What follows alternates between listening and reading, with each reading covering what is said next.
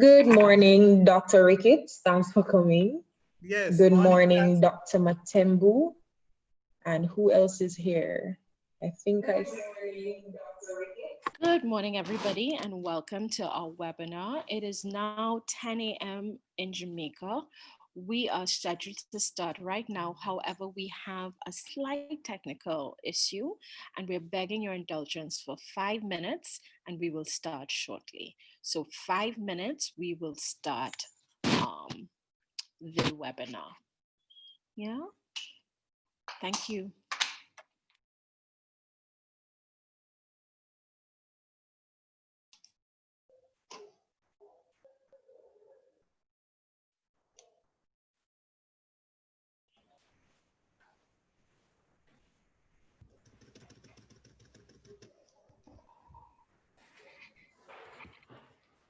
Since the novel coronavirus, COVID-19, was confirmed in Jamaica on March 10, 2020, we have been provided with various perspectives: the economic, medical, political, theological, religious, among other perspectives.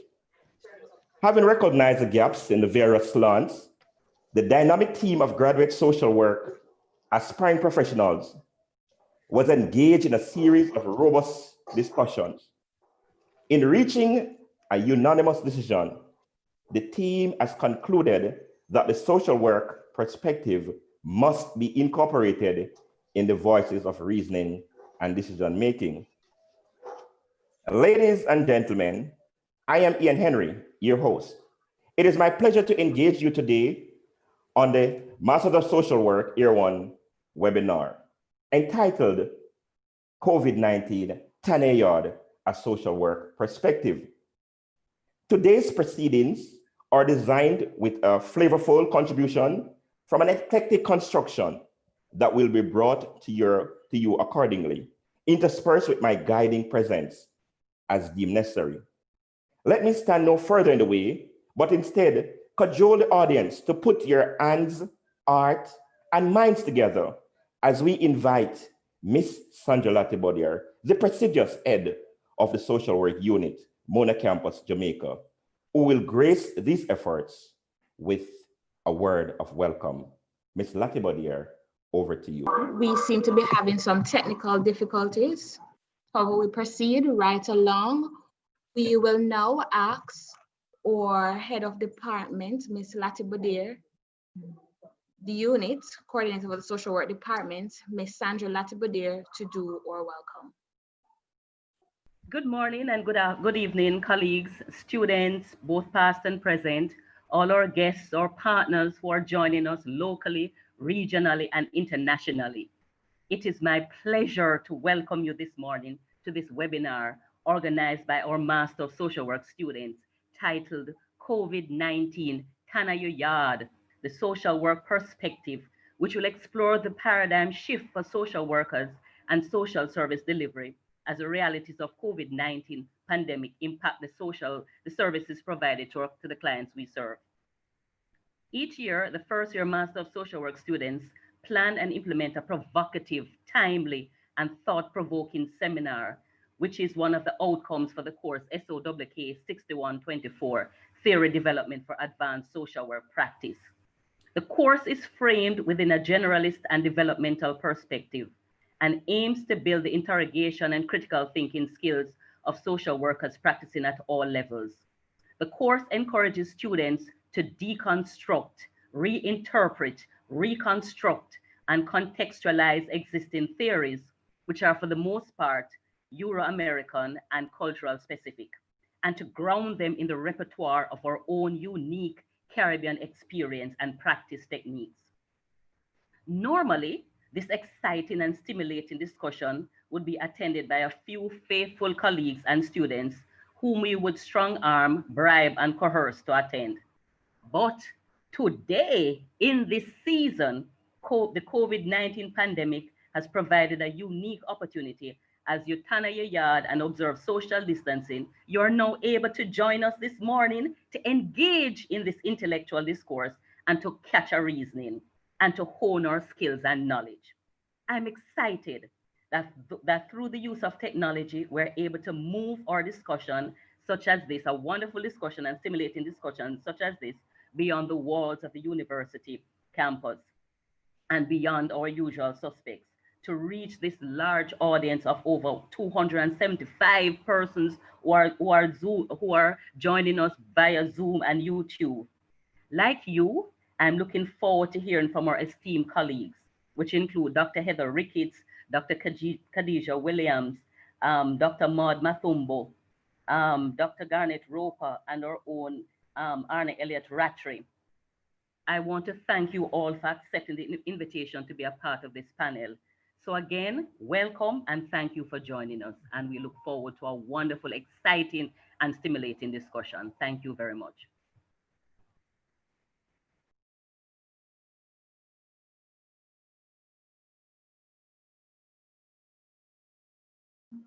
We thank you very much, Ms. Sandra Latibodier. We thank you for the greetings and we thank you for the time that you have taken so far to be here with us at our webinar. Now, at this point in time, we will be given greetings from the head of the Sociology, Psychology, and Social Work Department, which is Dr. Orville Taylor. Thank you. Well, he unfortunately is unable to join us live, so he has sent us a video and we will play this now. It is my distinct pleasure to welcome you to this amazing forum. You know, it is the result of a lot of hard work. And the theme is, of course, Tana Yaad, and we use a very Jamaican expression because, you know, we have to come up with our solutions for our concerns at home, and that's what we have. But at the same time, it is local solutions and regional solutions for the world solution. But we have to act where we are. I'm particularly proud because this is a group of social work master students whose brainchild this is. Notwithstanding that, it represents the collaboration of the department. At a time when there is so much ignorance going around, after all, as we speak, everyone is talking about social distancing. And the very fact that they're speaking about social distancing means that they have a fundamental misconception of what this thing is about. Notwithstanding that, we do 1, the research, and 2, we do the practice, and 3, of course, we do all of those interventions, and we hope that governments listen. I'm here sitting as head of the Department of Sociology, Psychology, and Social Work at the University of the West Indies, Mona campus. And I've always made it clear that my bias is towards social workers. I'm a sociologist, make no pretense about it, I am a sociologist. However, social workers, for me, are my heroes. So I want to thank you so much for paying attention. Put your seatbelt on and enjoy the ride. You're in for an amazing day. All right, thank you very much. Despite our technical difficulties, we are here and we are ready to go again. We are social workers definitely by name, and we are quite resilient. With that being said, we will go to our first presenter at this point in time. We have to present to us Mrs. Arna Elliott Rattray. She is an assistant lecturer at the University of the West Indies. She is a social worker and certainly one that advocates for or rights and rights of those that she serves. At this point in time, we will make welcome to Mrs. Arna Elliott Rattray. Thank you. Hi, pleasant morning, everybody. It's really a pleasure. So in the Tristan and Allison, in case I'm having technical difficulties, please feel free to navigate the PowerPoint as I attempt to share my screen. Tristan or Allison, can you, it says host disabled screen. Can you help me with that, please? If not, I'll just continue. Okay, thank you. It's an interesting world trying to navigate technology in a quick time, yes? And it's so interesting for everybody. So ladies and gentlemen, pleasant morning. Now, I have been asked to look at the impact of the COVID-19 pandemic on social work practice. And I'll be looking at it through a three-pronged approach. So I'll be looking at it, navigating the discussion, looking at pre-COVID-19, then I'll be looking at the impact of COVID-19 on our profession. Now I'll be looking at the impact of COVID-19 using a series of questions, because this is novel, this is something that is happening, and certainly there is no guidelines that have been given, or it's not really in a book. So a lot of the questions that I'm going to be asking is really for us today as social workers and other persons in the audience to help me to unpack, to understand the true gamut of the impact of COVID-19 on our profession. And then I'll end with just a paragraph or so looking at testing the waters, really looking at the way forward and looking at, has COVID-19, is it a blessing for our profession? Is it waking us up? Those kind of questions to interrogate. So bear with me, please to keep me on time, because you know that I'll go over. So the social work profession really has gravely been impacted and affected by the coronavirus, and we have called this COVID-19 pandemic since its detection in Wuhan, China. I don't know why it is not changing. Okay, there we go. So since its arrival in the Caribbean, and more specific to Jamaica, we have realized up to yesterday, listening to the Prime Minister, that we have over 500 cases. Individuals have been placed in quarantine. We now have to be looking at social distancing. We're looking at wearing of masks. Frontline workers have to be wearing personal protective equipment, PPE. And this has caused a total shift in everybody's lifestyle. So our profession has had to shift to accommodate the newness of COVID-19. Social work is a practice-based profession. Yes, it is a practice-based profession. And when we look at practice coming out of that sentence, we're looking at practice as the actual application of. We are and will always be the action arm, the implementers, the doers. Has COVID-19 created challenges for us as a profession? What then is the impact of COVID-19 on social work as a practice profession? No, as a professional body, we place emphasis on human connection. Building and maintaining human relationships are very important and central to all that we undertake. COVID-19 has created a dilemma, a new turf that seek to challenge this significant feature. So then, how do we build a relationship in the face of social distancing? How do we create avenues for connection that do not include an office space, a garden, a physical presence? Every day, social workers attempt to create connections so that we can protect human rights. We seek to offset injustice, and we seek to give voice to the unheard. Now, these guidelines of interaction are provided through what we call our code of ethics. Now, this is not novel to our social work profession. A lot of professions have their code of ethics. However, our code of ethics tells us or informs us about certain values. Yes, it informs us of certain values. Our code provides some sort of guide for us. And these values include service, includes social justice, dignity, and worth of a person, importance of human relationships, which was mentioned before. It talks about integrity and competence.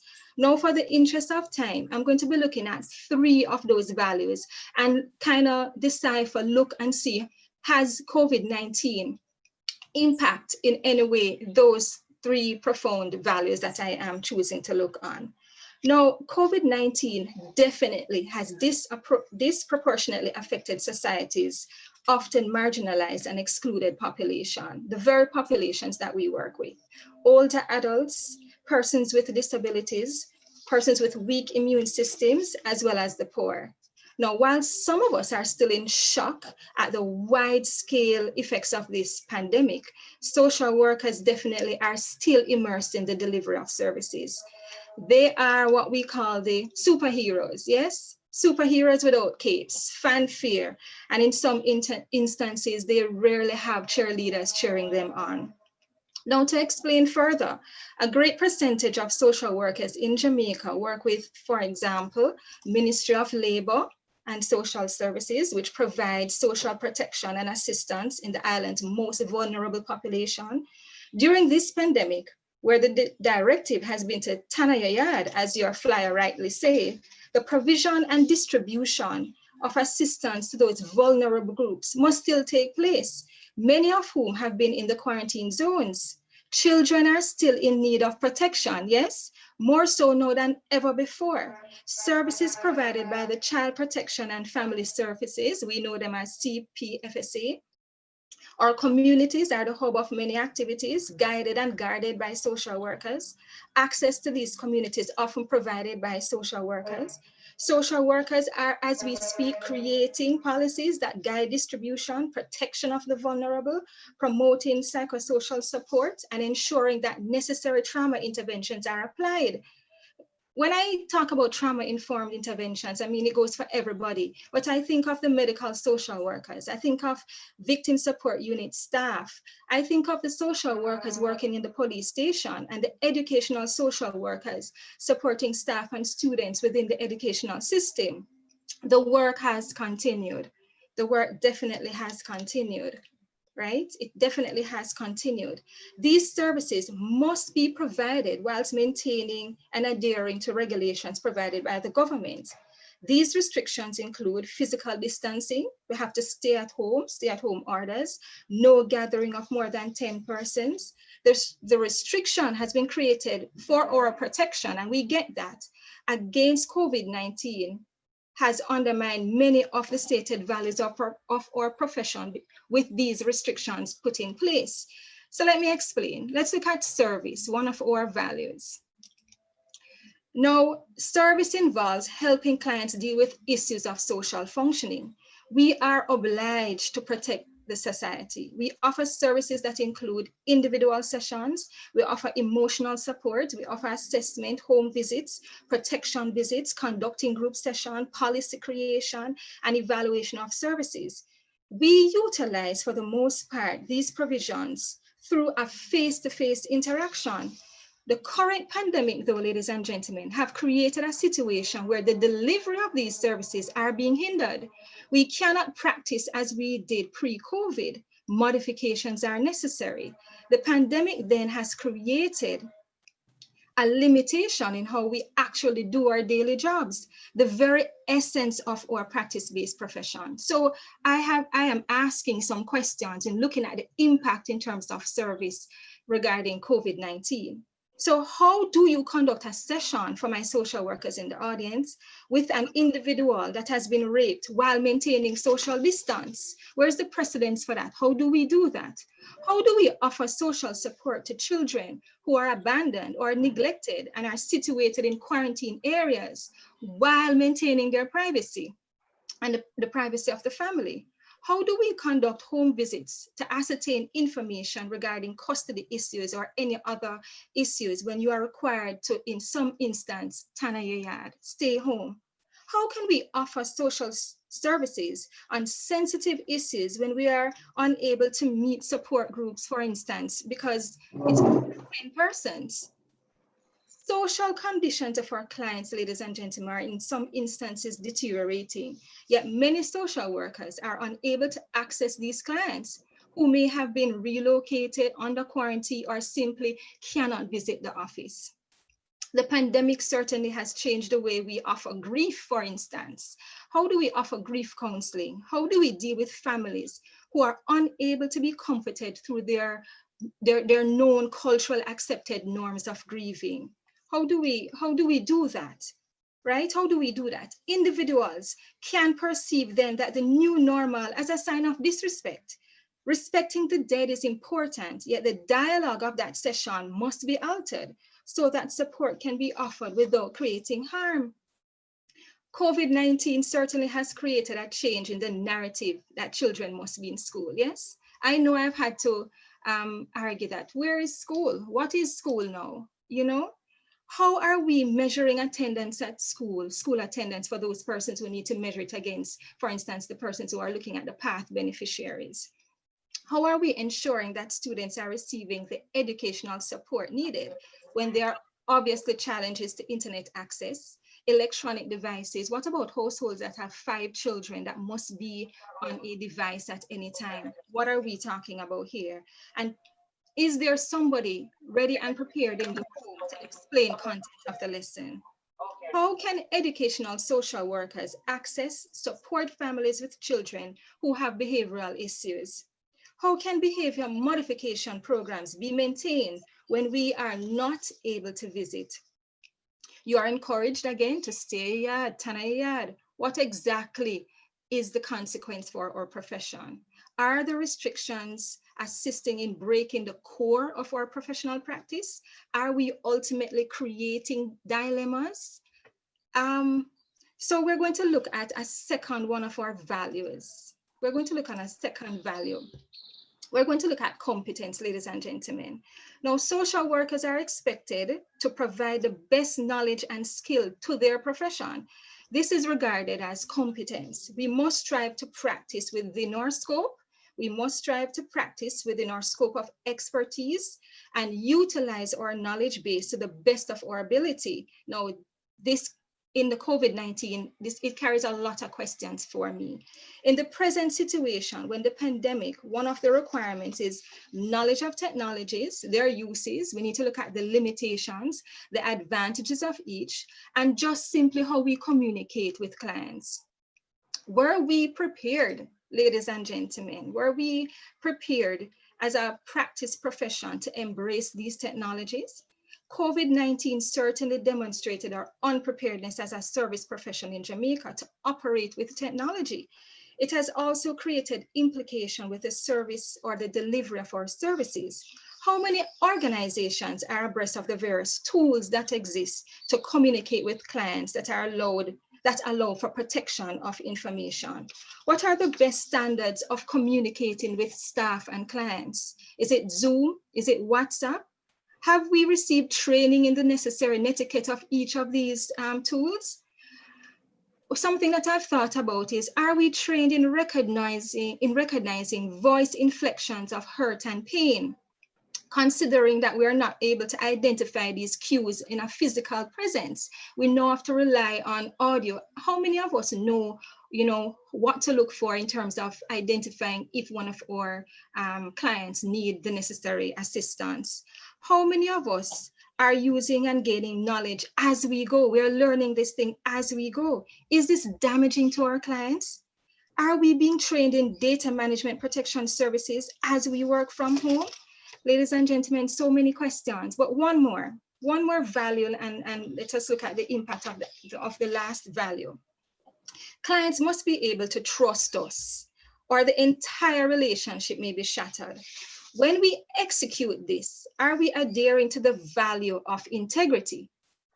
The pandemic that the entire world is navigating has created a unique situation within our profession. How do we build a working relationship, establishing trust without or with minimal contact? We walk in sacred spaces with our clients, ladies and gentlemen. That's what social workers do. We walk in sacred spaces with our clients. This walking involves time, contact, and mutual respect. In doing this, sometimes we are met with ambivalence, but through interaction, usually a face-to-face interaction, we help to create change. Building integrity involves details in how we approach the clients, creating boundaries, offering confidentiality and protection. The pandemic has generated possible breaches of these. As we were hastily moved to home offices, do you have a work phone? Let me ask you that. For those who are not provided with a work phone and had to distribute your personal number, are clients keeping a work schedule, or are they calling you at 10 o'clock at night when it's your family time? Are they accessing your private information through your social media accounts? Because when you add them to, for instance, WhatsApp, are they seeing your profile, your status? How are we prepared to deal with this?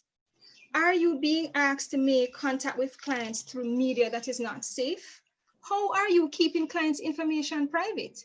When you stay at home to call clients as a means of follow-up procedure, are your neighbors hearing the calls and the details? Are you ensuring that clients' information is being protected? How are you ensuring privacy for all the electronic communication via shared device? Many people in a household, one computer. Are you using encryption? Are you using firewall? Are you using passwords? Ladies and gentlemen, I know I've said a mouthful and I did warn that I can go on, but in closing, I looked at some questions for us to look at the implications, and in closing the discussion in terms of the way forward, one, all of us must be involved. COVID-19 is still present and is occupying space in this world. Within the social work profession, within the social work practice, the pandemic has created opportunity for reflection. As the world advances to the delivery of many services through a virtual mode, where are we? As the pandemic continues, how can we mitigate the challenges that it has caused in our service delivery? What lessons, ladies and gentlemen, has it taught us for us as a profession in terms of, has it helped to mitigate some of the experiences and the issues we have had in terms of social work as a practice-based profession? What will and should be our new normal as social workers in light of the fact that social work is a practice profession? So ladies and gentlemen, as I said, I did a lot of questions, and it's really for us to interrogate those questions, and I'm sure we will when there's a question and answer section. So thank you again, and that ends my conversation or my discussion. Thank you very much, Mrs. Elliott Rattray. You have certainly treated us to your perspective on the COVID, the pandemic, and how it has transformed, how it has created this paradigm shift in the social service as a profession and how we deliver services. Thank you, Mrs. Rattray. Sure. Well, what can I say? The next distinguished presenter tackles the platform by injecting its notion of self-determination regarding the impact of quarantine. This presenter is proficient in addressing the issues given his myriads of exposure to the relevant issues in the Jamaican society. Such directives come from his role as the president of the Jamaica Theological Seminary. He also served as the voice for all classes of society. Ladies and gentlemen, I have here for you today no other than Reverend Dr. Garnet Roper in live colors. Dr. Roper, over to you. Morning, everybody. I hope you're hearing me. I'm trying to do the screen sharing, and I don't know if the host could assist me in so doing. Let me see if I get it right. Usually with these things, I call my assistant to make sure that I can get it right. So Reverend Dr. Roper, there's an option at the bottom of your screen that's green, and it says share screen. When that pops up, you select the screen that you want to share. Okay, let me try doing that again. Okay, so here goes. Then here goes. All right, so is it good now? Is anyone seeing my screen share? Okay. All right, so, well, let me thank those responsible for inviting me to be part of this conversation. I really am fascinated by the interest of the Masters of Social Work students in the broad range of subjects of the pandemic and the particular area you asked me to concentrate on, which is human dignity. I think the fact of your interest and the fact of your approach in this particular webinar confirms the view that some of us have, that social workers are now among the essential workers, up there with the medical profession, the supermarket worker, the trash collector, and as key to the value chain and the viability of the society. So we're thinking about the COVID-19 pandemic. And the way I want to approach it in the presentation is to think about the kind of the big stories, to invite us to look around and appreciate the paradigm shift, the challenge to our worldviews, ideology, practice, values that the particular pandemic has required us to do. There are 350,000 people dead, and that's up there with the World War. 100,000 of those are in the self-proclaimed world's greatest and world's biggest economy, the richest society in the world. And next to them is Brazil, desperately trying, I suppose, to overtake them if you pay attention to what the president is doing. So that's the context. It's important to, and I'm putting it out there, that the two worst in relation to its impact in human life and total numbers of infection are two racist societies, right? Both the US and Brazil represent the two largest bloc of Africans outside of the African continent. Just I'm putting that in there. So New York, which is a major center of immigrant Black people, and the favelas in Sao Paulo, in Brazil, represent two key hotspots. And it seemed to me that one of the things, I don't know if we'll get around to that kind of question, because a lot of the people who are the clients of social work internationally are among the economically marginal and among the socially powerless. And Black people take pride of place in that in the West. These, the people who are the primary victims, are the ones who are not afforded proper health care, proper nutrition, who work in jobs that don't allow them to work from home, to Yaad, and so exacerbate their exposure to the coronavirus. They are the ones with comorbidities of diabetes, hypertension, heart disease, and asthma, to name a few. So without going very deep into the weeds and thinking about it,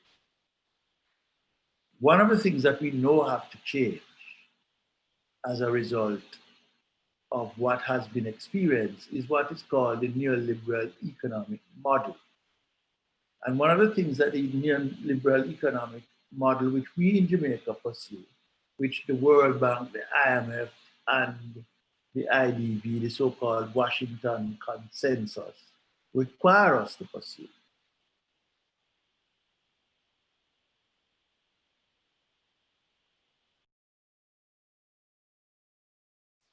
Requires small, do one thing, if at all, but the one thing that on population has been the enhanced and increased role of governments. It's governments, not the private sector, not even civil society, that has been called upon to find a way to slow the rate of infection in a world that had no prior epidemiology, no vaccine, and in which there was no immunity.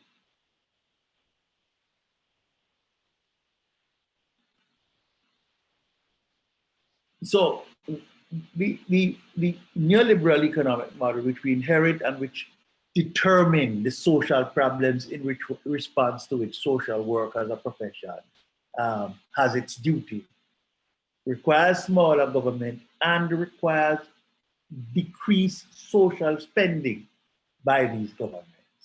And what decreased social spending has meant is an increase of the vulnerability of the vulnerable population.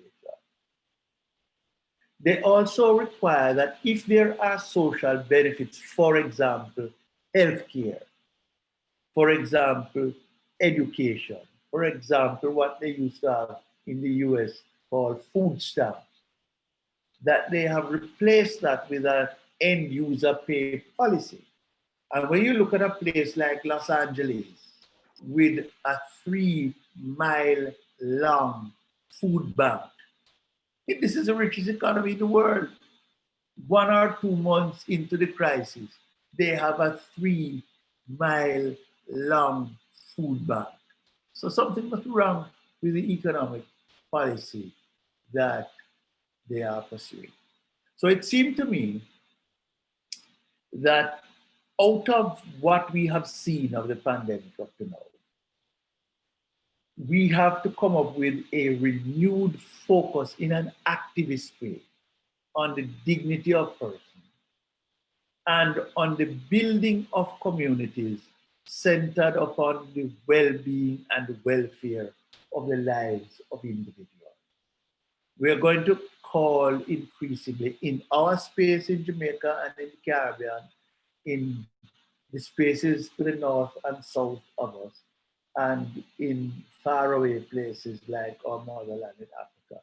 Society is based on the principle from each as he is able, she is able, and to each as she needs. The other thing that I think the pandemic has done is to outmode, to render irrelevant that view that said the market is the ultimate arbiter, the ultimate judge and facilitator. There was a goddess at the start of the 21st century called Tina. T, there, I, is, N, no, A, alternative. There is no alternative. That God has died. The market has disappointed us. The market has produced a world dominated by 1% who are insulated and protected. They are not the ones getting COVID. But that 1% are like monsters consuming everything else. So even our vulnerable seniors, our at-risk population, now that they are insisting that economies be opened up, they are unwilling to concede a single benefit. And I want you to think, because I'm wanting to locate all of this in your daily struggles. Why is it that you have so many people with so complicated and complex problems produced from certain geographical regions in communities? It's not by accident. There is a kind of assembly line producing them. And we're talking a little bit because the COVID pandemic has opened up the world to make it clearer as to what we have to fix in order to fix their lives. So if you take something like this unwillingness of that 1% to concede any benefit or anything, despite the record numbers of deaths. Take like the meat packing plants in the US, which is one of the hot spots of the viral expansion or explosion in rural America. These are places in which the workers are packed like the meat. They are part of the vital food and supply chain. They are owned and run by enormously wealthy corporations. They employ thousands upon thousands of workers. But they are not prepared to test these workers or to trace their testing, those who have had contact, to provide them with protective gears, even masks. I'm suggesting that the world that has created this inequity, this injustice, this disproportionality of the number of victims, that world is no longer viable, and I'm relying on social workers to tell them that that is so. It can't go on this way. So a new activism is required. And if we're not prepared for this new activism, we may be prepared to die unless we, of course, develop the immunity. We do not have to go far away. We can come back right here to our own Jamaican situation and understand the trade-offs being required. So we are less than a week away from June 4, when Mr. Gordon Butch Stewart proclaimed that his hotels would be open. And he made that announcement prior to the announcement of whether or not the Jamaican borders will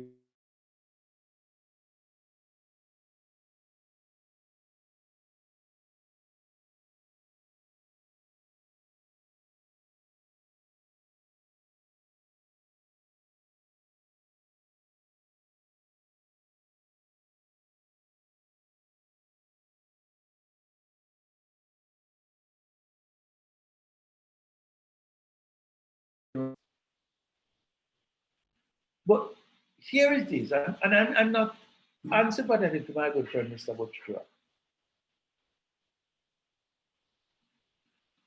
We are still in the throes of the pandemic, whether imported or otherwise. And we have not yet come up with a protocol that allows Jamaican citizens to come to their country at will. You have to write on some website and wait for permission, and they may be denied. Not unless they are deportees, of course.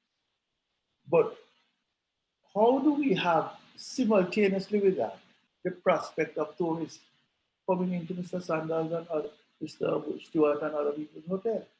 How do we have that? Because here is the problem. We haven't made up our mind fundamentally that people are important, or more important than profit, and more important than, shall we say, public health, more important than the progress of the economy. I know it's a kind of false dichotomy. So I want to highlight 4 little incidents which I think invite you to think about how we're going to protect human dignity in the COVID and post-COVID world. One of them is, of course, well, let me take them together. The Mariella 2, I hope you remember what that is. Those in the audience, remember that there was a ship called the Mariella 2 that came to Jamaica. And when it was just outside of Jamaican waters in the 12-mile area outside, or within the 200-mile zone, they asked permission to dock so that the Jamaican workers, 43 of them, could disembark. And you recall that they waited 2 days and were not given a clear answer. And they departed and delivered the workers that were from the Dominican Republic to Santo Domingo. And the Jamaican government declined. And so they went to Portugal, and Portugal declined. And then they went to England. And then eventually the 43 of them were repatriated by jet plane. And we are told that 6 of them tested positive. Now, the time between when they were in Jamaican waters and when they came means that they never had COVID at that time, because the gestation period is between 14 and 21 days. But as Dr. Lloyd Barnett has suggested, the government is utilizing the Disaster Risk Management Act.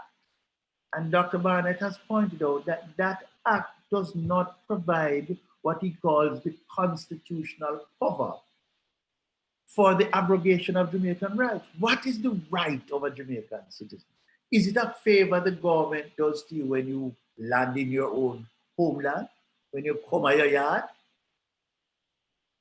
I think that's an important kind of dialogue, that we have to determine whether citizenship is a privilege or a right, and what are the rights that appertain thereto. So I put that out there and believe that you should discuss it a little bit. I put also out there the lockdown of Portmore and Portmore as a city and St. Catherine as a parish. Now, you recall that the government did this in response to what it calls a workplace cluster. Dr. Roper, I've passed my time. you are right there. Okay. This is quite a lot of information. I'm sure we're gonna have to invite you back to give us much more in this presentation. We were trying as best as possible to nip it. So you have just about 30 seconds to do your closing argument. Right. Well, that closing argument, but that wraps. So the other incident I wanted to talk a little bit about Miss Ferrer and about the other lady and the fact that the helicopter was going to pick her up and then decided not to. I wonder why it is they would have, because she succumbed to the problem she was having. And then I wanted to talk about the 1,044 and the 250, all of which have to do with people whose rights are being challenged. And I'm coming at it at the question of dignity. But the two last things I wanted to say was that one of the very, very positive experience out of COVID has been the breathing of the environment. I think you would have noticed that 17 carbon emissions, greenhouse gases have declined by 17%. And with it, the dolphins have returned to Venice and Vienna, and that, and even the alligators are back in Florida and so on. The environment has had a chance to breathe, so it has done a good.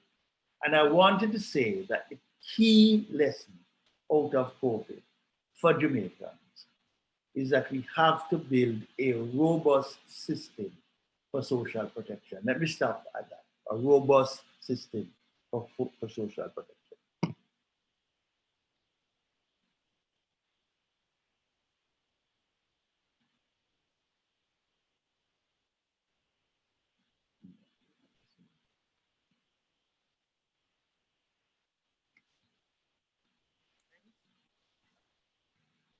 All right, thank you very much, Dr. Roper. That was quite a mouthful, and we appreciate your perspective on those aspects that you shared. At this point in time, we'll now be introducing Dr. Heather Ricketts. She will be coming to speak to us on the perspective of the implications, some of the implications of our service delivery as social workers and how it is that they will impact our clientele and those that we come in contact with. Are you hearing us, Dr. Ricketts? Yes, I am. I would like to share. Are you hearing us, Dr. Ricketts? I am hearing you. Are you hearing me? Welcome, Dr. Ricketts. So I will need to share my screen. We are hearing you loud and clear. Thank you very much for being here. You'd like to share your screen, the technical. Right. So we are asking Dr. Roper to just allow. We will just give us the technical team to give us a. It says, yeah, I start. All right. So over to you, Dr. Ricketts. Well, I am being told that the host has disabled participant screen sharing. All right, you are good to go, Doctor. I am good to go now. Thank you very much. Thank you. Are you seeing my screen?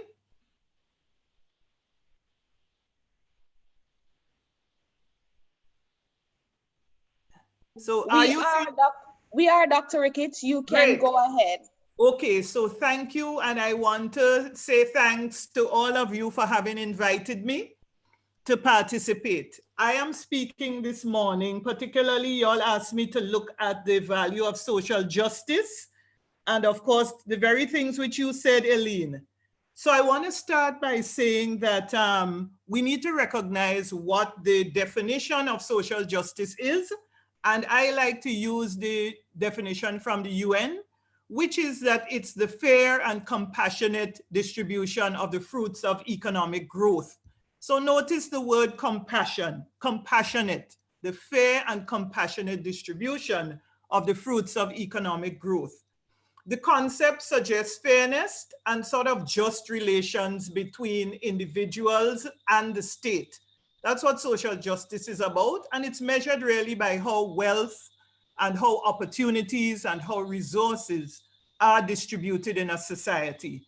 And so the important pillars are equality, equity, and reciprocity. And they all in there suggest the issue of access, which is so important.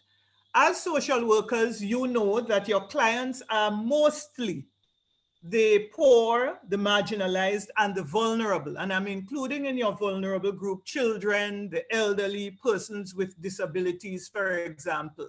Could even be, you know, persons who are from certain communities where access to resources is absent or certainly minuscule. I want to start by looking at the situation in Jamaica at COVID-19. So at May 10, when we had our first case, a first positive case of COVID, what was the situation? We know from data, and I like to use data because I like to contextualize and ground what the things I want to say within the data that we have available. We know that we had a poverty rate of almost 20%, 19% is almost 20%, that we have moderate levels of inequality. The Gini coefficient at 2017 was 0.3748, but between the period 2012 and 2017, certainly in 2013, we saw the Gini go all the way up to 0.4087.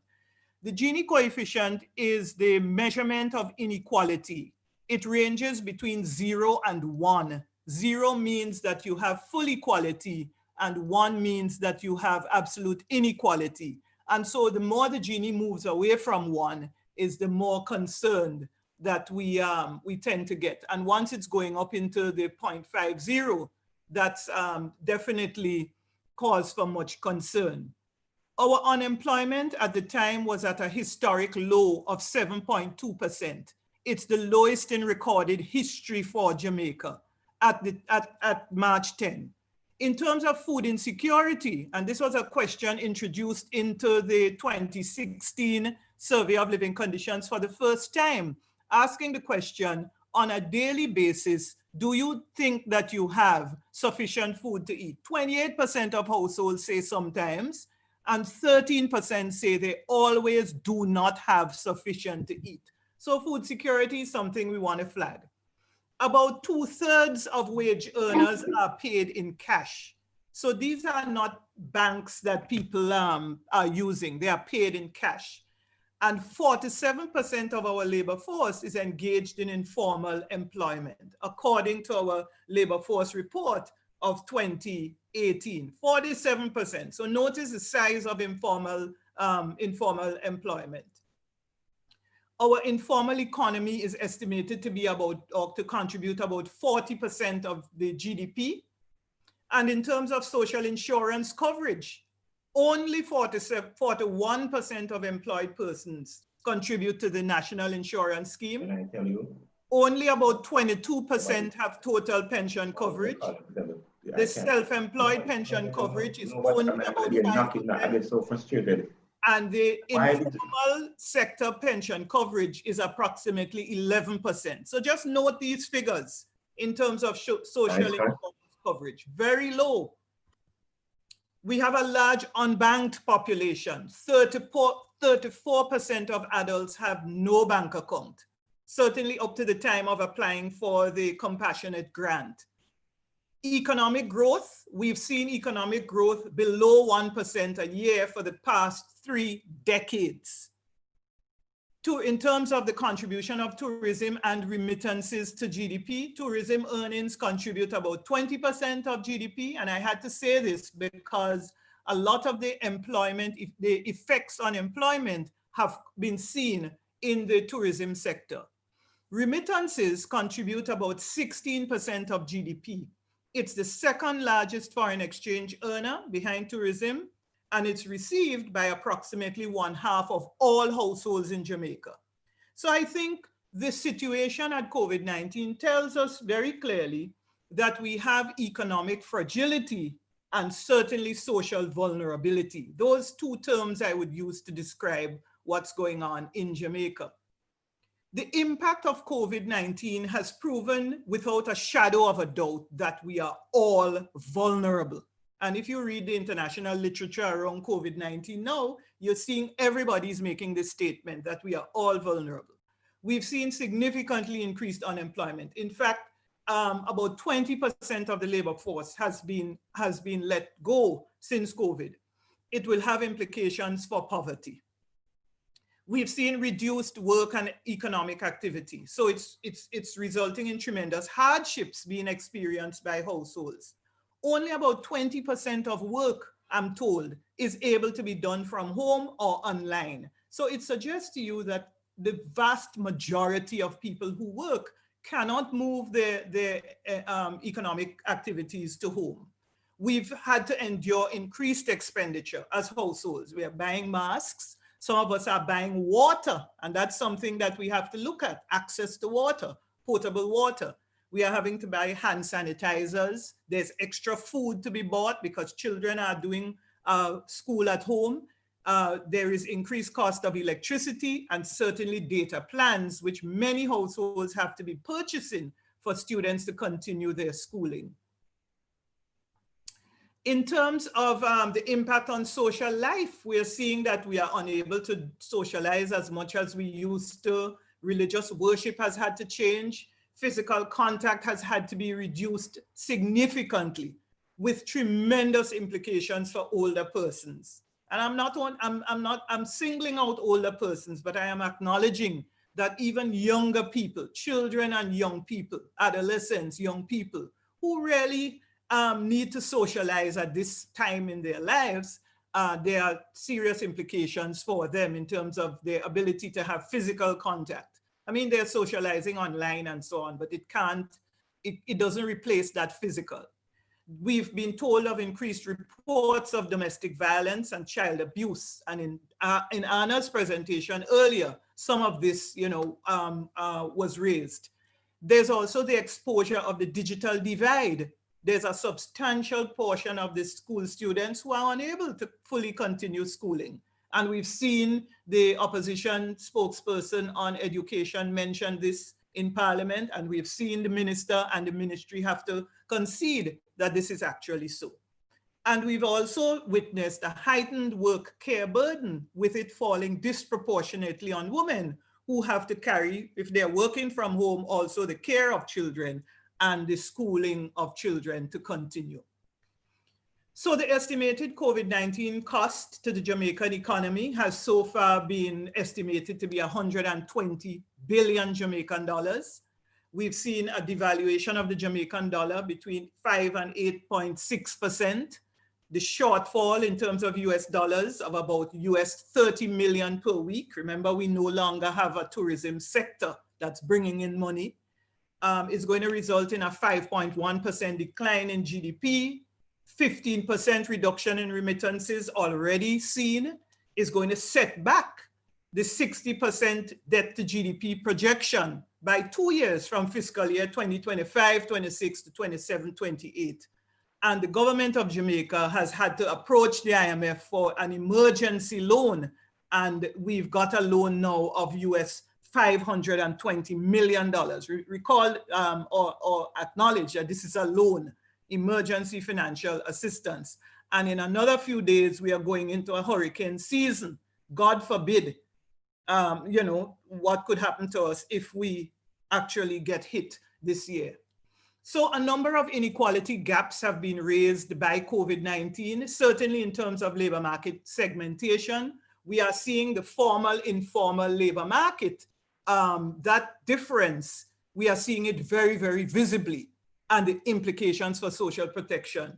Reverend Dr. Roper ended sort of on the social protection need for a comprehensive universal social protection system. And that's one of the clear takeaways from COVID-19. We've seen how many people are engaged in precarious work. How much of that work really is the working poor? How much the job losses were linked to occupational and industrial sex segregation.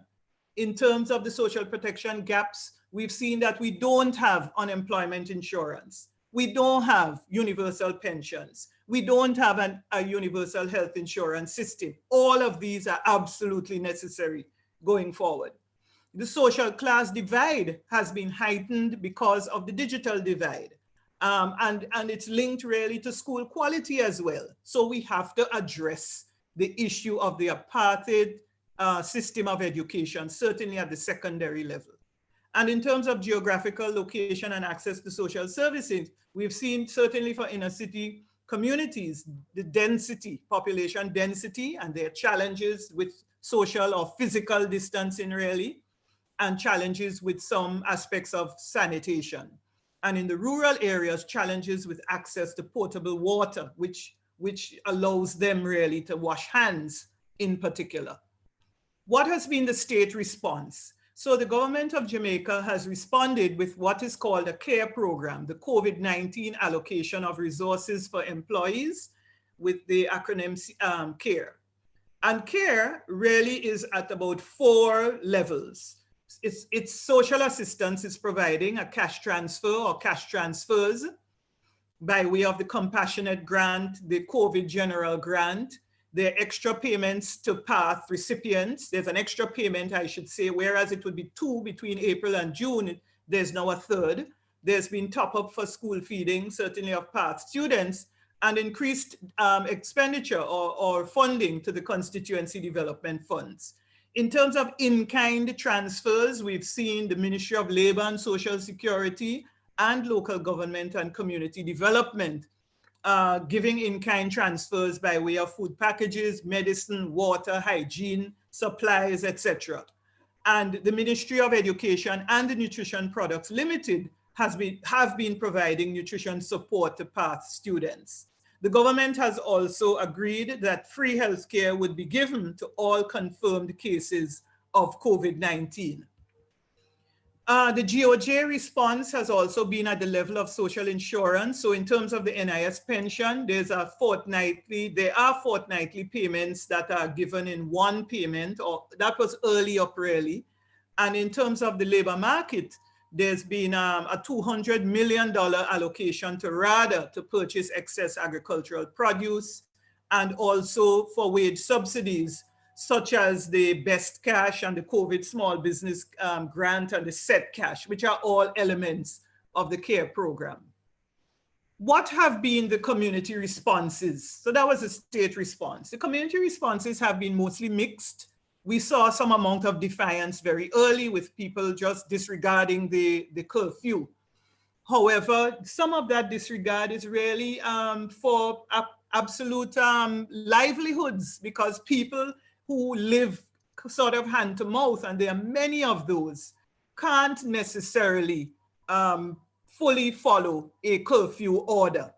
As much as we argue that it is for people's own good, etc., one has to also understand. So some give and take really does need to take place. There's been anger. We've seen a lot of stigma and discrimination, unfortunately. But we've also seen resilience. We've seen people using the virtual space. We've seen drive-through mediums, certainly for church. I think we are beginning to see some COVID fatigue setting in now. But going to the other stakeholders like the private sector and the communities, we are seeing a lot of partnerships between the NGOs and the private sector. The churches are in there helping their congregations and also walk in individuals who need help. And there has been quite a bit of community self-help, certainly demonstrating agency in policing communities. We've seen communities take control of their entrances and exits. Yes. You have 30 seconds to wrap up. All right, so I'm coming to my wrap up. So we've seen community self-help. And these are some examples we've seen. The compassionate grant, I would say, we've seen what the compassionate grant has looked like, how many, but let's note that 30% of the adult population applied for the compassionate grant, 30%, and it's $10,000, which is not really sufficient. What questions do we have about the compassionate grant? 2, I would say, are, could food aid have been made more widely available in addition to the compassionate grant? because we have food security as a real challenge. Could community institutions have been co-opted to assist with the disbursements of the compassionate grant, such as through the churches, the schools, and so on? Because there's a real opportunity cost of collecting a grant. There are indignities that we saw people suffer, and there are transportation costs to going to collect a grant. In terms of the imperatives for addressing the structural gaps, we absolutely need long-term care for older persons. We need an inclusive, equitable, quality education. We need to be concerned with policies to address informal employment and therefore the formalization of informal operations and the implementation of a social protection flow. We will need to build a comprehensive and universal social protection system. We will need to close the digital divide and address school quality differences. We need to provide universal health insurance, and that will be part of the social protection system. And of course, financial inclusion will be critical, along with addressing the care economy, valuing care work, formalizing domestic work, providing care services, strengthening civil society and community institutions, engaging in social dialogues, and shoring up public health infrastructures. These are the imperatives for addressing the structural gaps and for ensuring that we do better where social justice is concerned. Thank you. Thank you. Thank you very much, Dr. Ricketts.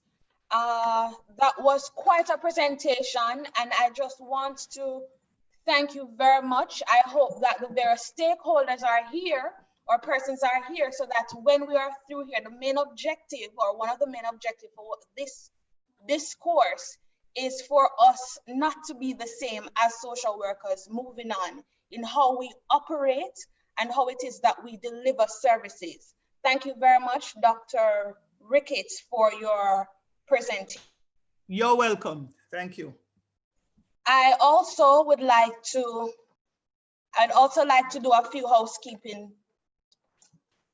do a few housekeeping matters. We just want to remind those who are here that they can place their questions in the Q&A section that's at the bottom of your screen. And you're in the chat section, you will also be able to make your comments there. At this point in time, we are going to ask Dr. Williams, and that's Dr. Khadija Williams. Now, she has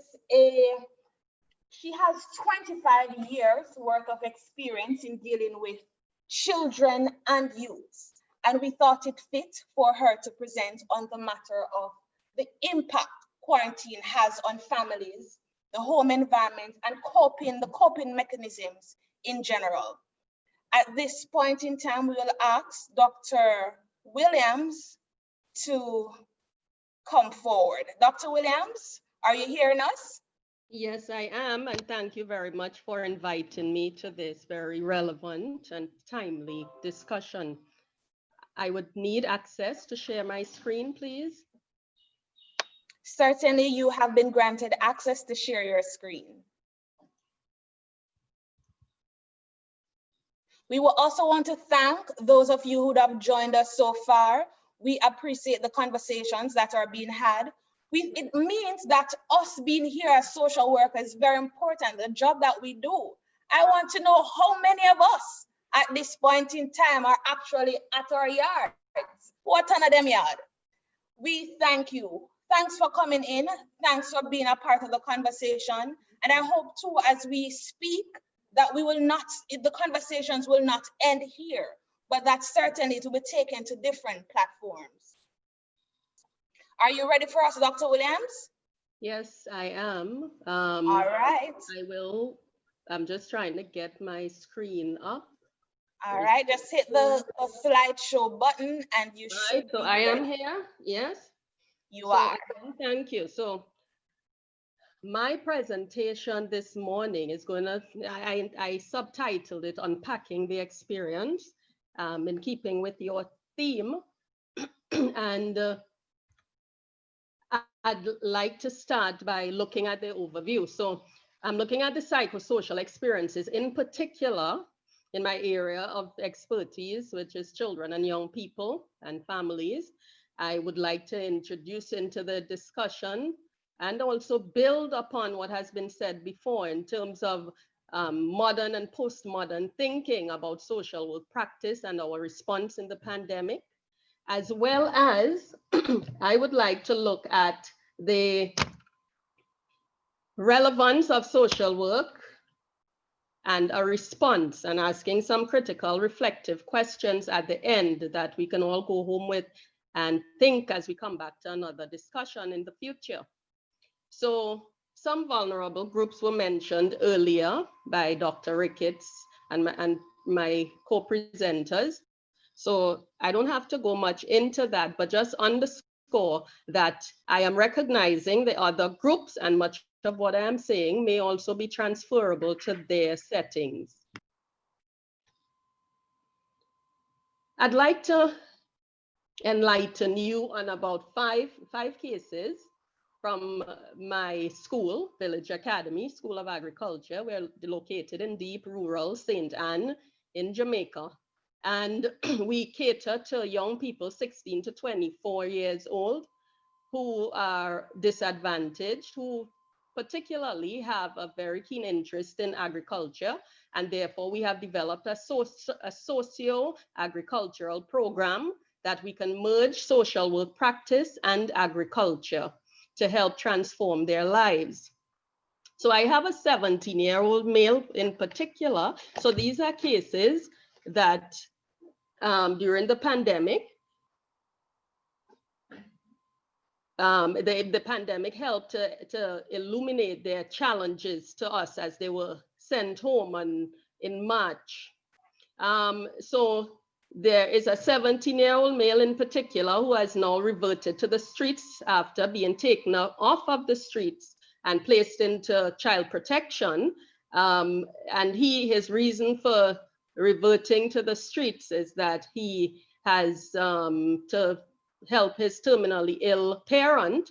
And also, as he tells us, he has to get money to buy data so that he can participate in online teaching, which we have now transitioned into. And another 17-year-old male care leaver who has been incarcerated twice since school has been closed.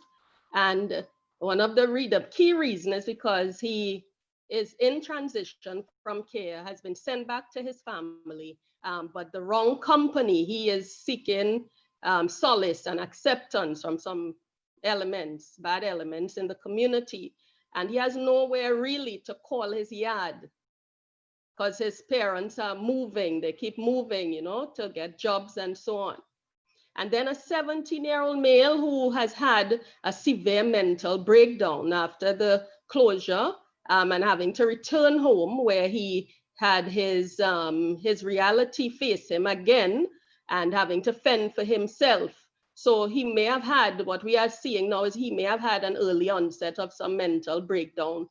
And these issues here I'm raising, they are highlighting some of the gaps in the system, the child protection systems, and areas for us to really pay particular attention.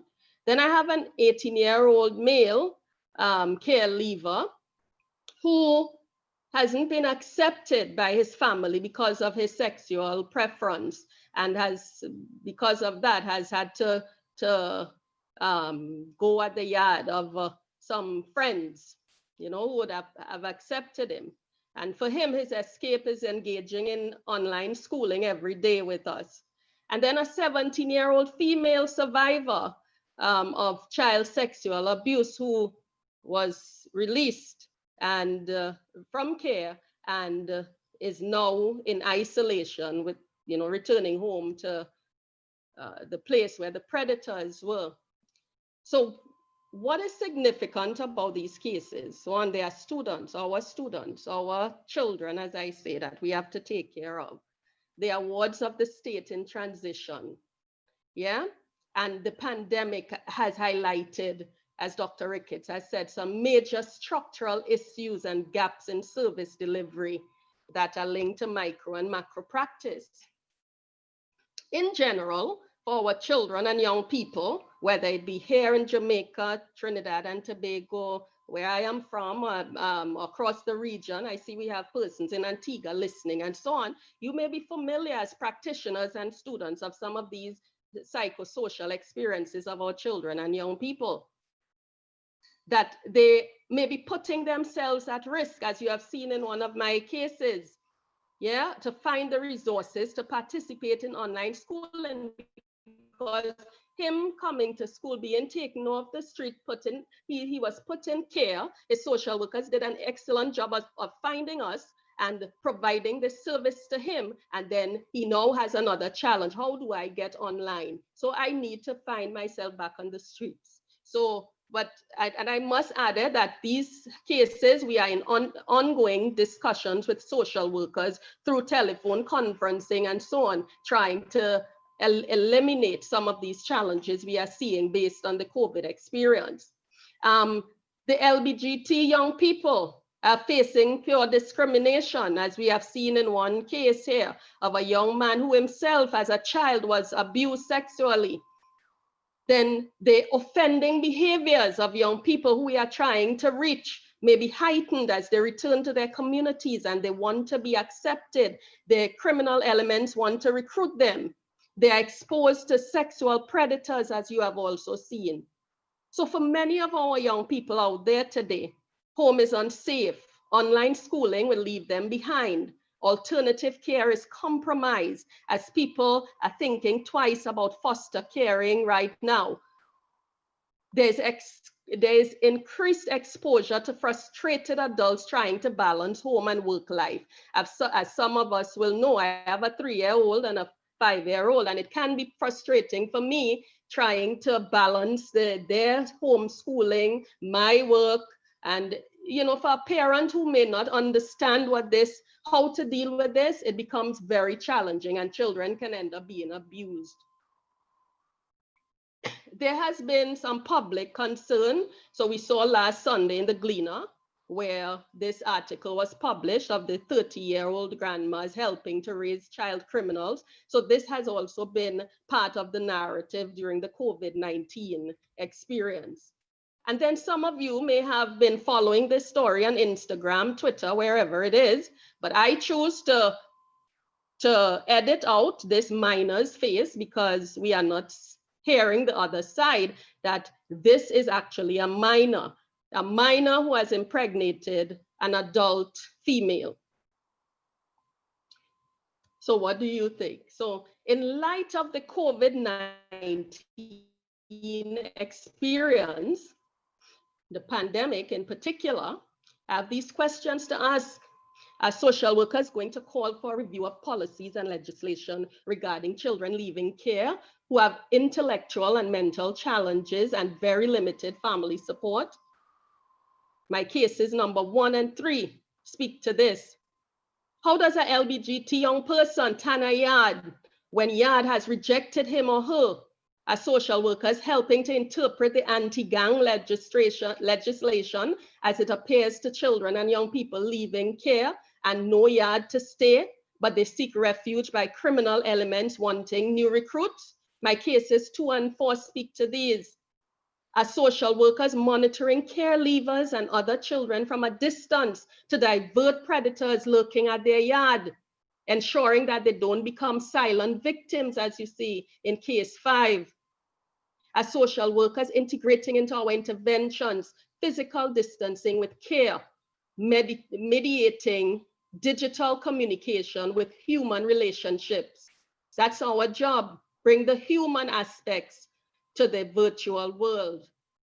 Are social workers ensuring that child protection and safeguarding issues are not being undermined, trivialized, or ignored by highlighting inconsistencies, as you have seen in my last picture? Are we talking about this? That is a minor who has been violated, whether he's being the son of a celebrity or not.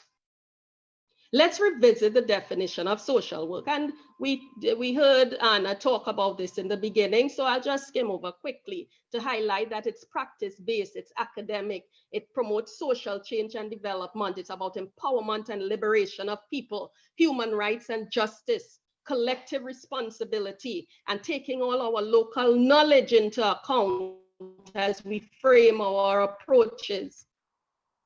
COVID-19 has illuminated the need for a repositioning of social work, how we intervene in the lives of the most vulnerable, like the children and young people I've mentioned here today. Historical challenges in the Caribbean have created some challenges for us, as social work is seen and social care is seen as a place for volunteerism and faith-based work. More volunteers will come. Are we doing our work of screening and monitoring those who may be seeing it as a good opportunity to prey on the vulnerable? The transition to social work as a profession in a postmodern world, having greater relevance to social justice, equity in service, and empowerment of people isn't adequately understood. And we need to make that clear, because in a time of crisis, there is no place for ambiguity. So let's look now at the social work response. Early in on the onset of the pandemic and the lockdowns, myself and the president of the Jamaica Association of Social Workers, Ms. Eva Ford, we had sent an article to the Gleaner that was published, and that's the headline there. But yet we still saw a gap in social work, coordinated, scientific, and relevant responses by professional social workers. Why was it or is it important for us to respond? Because social work is the profession that helps to support the social functioning of individuals, groups, and communities through our various services. We have all these lovely theories of brain development, sociocultural theory, psychosexual, that tells us if you're living for example, in a cramped up community or Yaad, you need to pay attention to the young people who are going through sexual developmental changes and may then become child offenders on other children. We talk about attachment, psychosocial, moral development theories.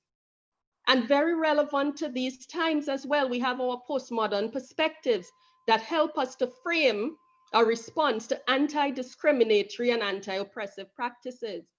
Structural and critical social work is important in the response of the COVID-19 pandemic. Social constructionism, what does it say? These ideas, these perspectives help us to ask questions about truth. We need to start changing the ways in which we think about our societies and people, create new knowledge and understanding. Understand that as we are experiencing this pandemic, there is a social construction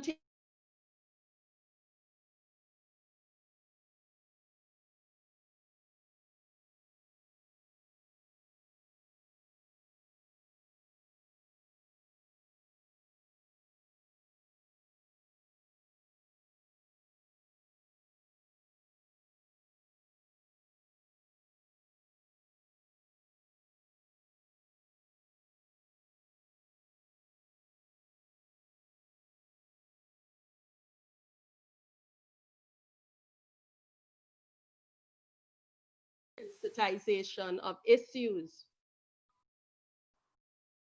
We must understand that this is a complex issue that we are treating with, and the people we work with and the communities we work in are complex indeed.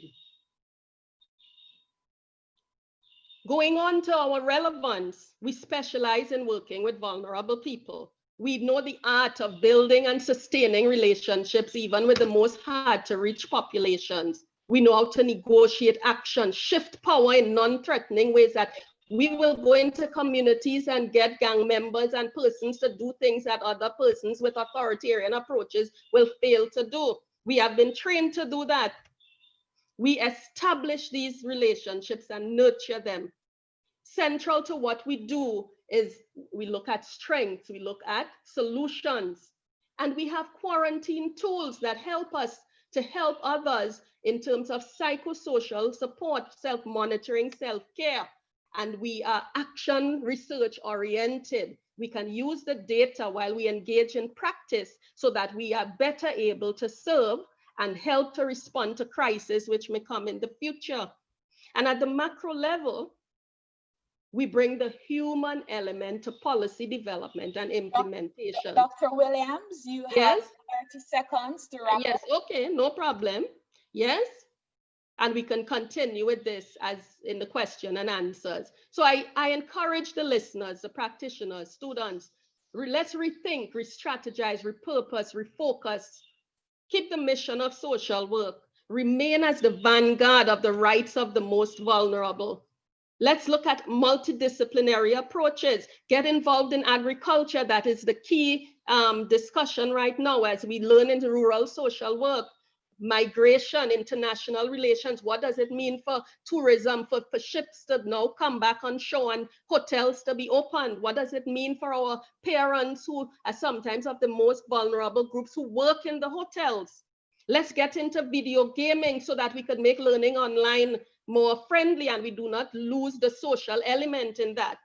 Let's integrate the skills that we've seen being called upon during this time. For me right now, I'm very busy writing proposals for foreign aid, child and youth development, work in education, disaster management, and our cooking skills, even in the digital world, brings us together.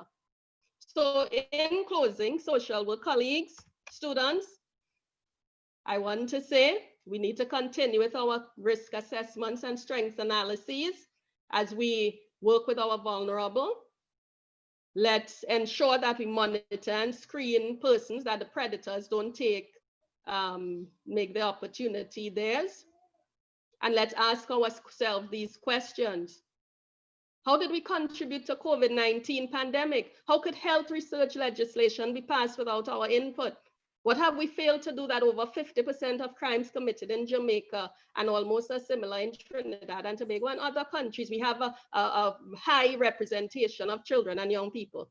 How have we contributed to the discourse of child abuse being gender biased? And my last words here, I close by saying, in order for radical change to occur, the practice of social work must be fully activated in this time and beyond COVID-19. Social workers must contribute to the construction of the new normal. I thank you very much for listening, and let's do some work.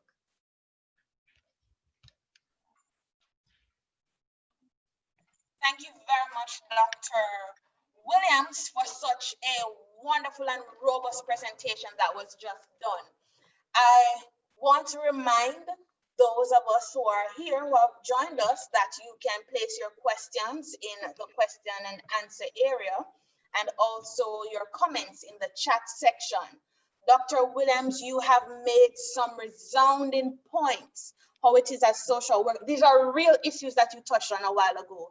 And I cannot overemphasize how it is that we as social workers, our jobs are taken for granted, right? We are told to stand in the yard, but certainly you have proven that some of these homes are far from being conducive to learning and actually staying home. Now, without further ado, we have our last panelist up. We have Dr. Maud Matembu. Now, she is a lecturer at the University of KwaZulu-Natal, that's in South Africa. And she is on with us. Are you hearing us, Dr. Matembu? Definitely, definitely. I can hear you clearly. Thank you for joining us. I know that we have a time lapse. So whilst you are able to share your screen whilst I'm talking, so we appreciate you being here and staying up. What time is it now in South Africa? It's almost 7:15 in the evening. All right, not so bad. It's a 7-hour difference. 7-hour difference. We thank you for being here and for sharing with us. Now, Dr. Matembu will be sharing from the perspective of social distancing, the implications that it has as on us as social workers. Now, certainly we are We are told, some of us were given the opportunity to work from home. I remember Mrs. Ratry mentioned that some social workers maybe never had a phone to work with. Now, Dr. Matembo will be giving us a little bit of what her thoughts are on the social work practice as we turn our Yaad. Are you ready for us, Dr. Matembo? Yeah. I'm ready. I hope all of you can see my screen. I've already shared it. Yes, we are seeing your screen. Okay, beautiful. I just want to also say, Sanbonani. Sanbonani is a Zulu greeting. In South Africa, we have about 11 languages, and isiZulu is just one of those languages. Just to say hello, everyone, and we are so excited to be here. Some of my colleagues, I think they are here, and I'm certainly excited. And thank you very much for the invitation. I have subtitled my topic for today, Negotiating Social Work Absolutes during the COVID-19 era, specifically looking at how we deal with some of the challenges that emanate specifically at this point in time, at the same time adhering to our social work values and our social work principles. I just want to show you a little bit about South Africa. It's a beautiful country. We hope one day you'll come and visit. I think some of you have been here before. We have a population of over 50 million, about 57 million actually, and about 9 provinces. I know that I only have about 15 minutes to share and discuss certain things with you. So I'll zoom into 2 main central points in my presentation. The first one is that I think we must agree that there are complexities that are associated with adhering to the key values and principles of social work practice, especially at this time. And I think as I go on with my presentation, you might be able to see some of the things that I'm referring to. And also I'll share one case study where social workers are able to be innovative and to rise above the challenges that they experience and really try and make sure that their clients receive the service and the care that they are supposed to get.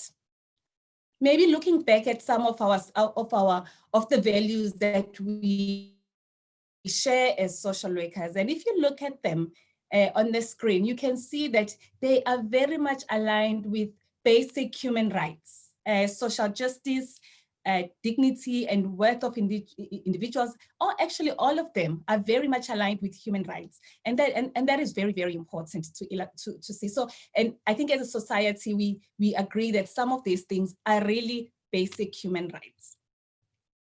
Now, adhering to these values has become even more important at this time. Not saying it was not important before, but I think this era of COVID-19 illustrates the importance of really being conscious about some of these values and bringing them into our awareness all the time.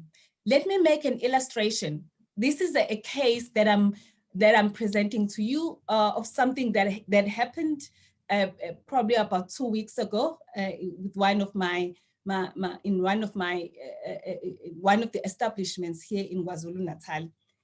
An EAP practitioner. EAP is an employee assistant program practitioner. Usually they have a social work degree. Is employed in a hospital setting and presented with asthma attack while at work. And then obviously because she worked at a hospital setting, she reached out for help, basic medication before leaving work to go home and try and recover. And while she was at home, she received this very random call, not asking her how she was doing, but actually asking her whether she had tested for COVID-19. And she said no, obviously. And she was given an ultimatum to get tested immediately. Shortly after that, her case was disclosed to all her colleagues, as well as hospital management, because it was such a heightened case, obviously without her consent. Thereafter, she's tested and waited for the results. After her recovery from home from asthma, she tried to go back to work. And on her arrival, random staff members began to ask her, have you received your results? And actually that implied that many people were already aware that she was at a possible risk of infection. At this point, she was already scared and fearful. And at that time, she was really experiencing stigma, and she felt her right to privacy, confidentiality, and so on was, violated during that time. And she saw herself at the receiving end of indignity as well as rights violation. And actually, even to date, her office is rarely visited for fear of possible risk to COVID-19. If you look at this case, it illustrates two important issues. The first one is that there are difficulties, especially among professionals, to adhere to basic professional values of privacy, specifically at this time. And it's possible that, obviously, because in South Africa, we have just been through lockdown, we are slowly emerging from it. We have been affected by many things that are happening in the country. So everyone is a bit fearful and worried about, and a lot of anxiety about a possible risk and so on. So that is one point. And another point that I think this raises difficulties that are in balancing public health and individual rights to privacy as well as dignity. And again, if you look at the first point that I mentioned about adhering to basic professional values, taking into account that this happened to a professional in a professional space, you can imagine what happens in other contexts where the person, the victim, so to speak, is not a professional, is a lay person. How is that person treated? Again, this brings two important points, especially as we deal with these issues. One, how do we then balance the intersection of individuals' rights, privacy, self-determination, and respect, as well as maintaining and making sure that the public is protected, and making sure that at the same time, while you want to make sure that everyone is protected against COVID-19 and everyone is taken care of, but the person that is suspected to be infected also receives care and the privacy that the person deserves. And it raises another important issue. How do us as social workers adhere to social work values, same values, during this time of extreme fear and anxiety and stigma, which is real? We as professionals, we also worry about possible risks to us as well as to our family members, because it's possible that if we get infected, also our family members get infected, and also even stigma that is so real, especially at this time. And thirdly, how do we continue to raise our voices against inhumane treatment of the affected and the infected, and as well as those who are perceived to be at risk or those who are already suspected of having the infection? How do we provide the necessary services and the necessary support that they need, especially at this time? When I was thinking about some of these issues, I thought of 5 important things that I think maybe we need to begin with to start the argument.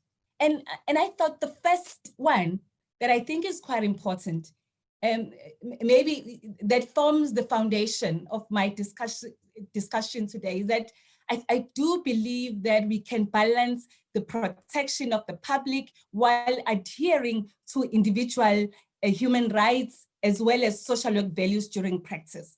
And I think if we can agree on that, we have a platform that we can use to move forward. I think we have a responsibility to protect anyone, everybody, the public and everyone that is in the society, but at the same time, let us not push aside, let us not violate the rights and individuals have, as well as the values that we need to always think about as we work with our clients. Obviously, especially in South Africa at this time, we need courage. Social workers do need to have courage to be able to stand up. It was very interesting when I was talking to one of my colleagues who said, in my institution, I had to stand up and be the first person to attend to most cases of COVID-19 because other people were very much worried about their health and possible risks to infection. So it somehow needs us to educate ourselves about the disease and be able to confront some of these challenges that we are observing around us, issues of stigmatization, a lack of privacy, confidentiality, and also to protect families that might be affected. Because if one breadwinner is infected and the person is isolated, maybe for 14 days in a hospital setting, someone needs to be there to provide, someone needs to intervene to provide support to the, and also to awareness. Let us be part of the solution in communities. There are some dominant narratives that are emerging right now, and I think it's partly our responsibility to offer alternative narratives, especially if the dominant narratives are not bringing the positiveness that we want to see, and not providing this cohesiveness that we want to see in our society, as well as in communities that we work with. And again, we may need to rely on our previous experience. If we remember the stigma that was attached to HIV infection and how in the beginning we used to deal with people living with HIV and how communities used to react. It's to a large extent, we are seeing some similarities even now.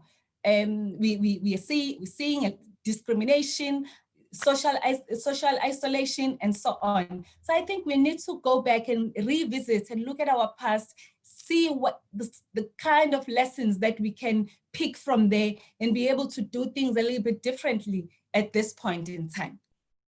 And another thing that I think is quite important is that we do need institutional support. This is not an individual endeavor. I think we need to bear in mind that institutions are quite important, but also we must be mindful of the fact that we may need to criticize even our own institutions when they are not doing what we think is ethical, when we feel they are not doing what promotes social justice. I think we have a responsibility to speak out, but at the same time, obviously our institutions need obviously to support. That includes government in any, as well as the local institution where one works. And 5, and I think I'm already seeing this power of partnerships is not our battle alone. We can engage with others so that we all speak with one voice, so that the narrative that we want to communicate really becomes dominant. It's not our battle alone. It's not also the issue of navigating individual rights, privacy, and so on. It's also not a social work issue. There are other professionals who also need to keep this in mind. And I think some of the presentations already highlighted this. We are in uncharted territories. We're seeing an increased need for social support, basic services, poverty and hunger, coping with illness and multiple deaths, isolated individuals in sickness and in death, and even isolation of families. who really need support at this point. And also we are identifying an increased need for gender-based intervention, because we are seeing also an escalation in that, especially in our context. Mental health supports for frontline workers. I think we are seeing that all over. And also the impacts of this on children who are in need of care and protection. I think we need to think about that. And I think the case study that I will talk to later on will illustrate some of, at least one of these points. I just wanted to give you a background, a little bit of how COVID-19 in South Africa has been like. The first case was identified in March 5, the 5th, and to date, we have about more than 23,000 cases. We have had about 524 deaths so far. But remember that we immediately, shortly after the first case was identified on the 27th of March, we had a 21-day lockdown, and we are still slowly emerging from that lockdown. So I think we have to contextualize this so that we can understand that we have been in isolation for a long time. And it's probably only from the first that more social activity will be happening, and more social contacts is likely to happen. So we are at that phase at the moment, and we are likely to see the peak around, well, from what scientists are saying, the projections, mid-July to August. That's where we anticipate to have higher numbers of infection as well as possible deaths. Dr. Matembo? Yes. 30 seconds, your closing points. Okay.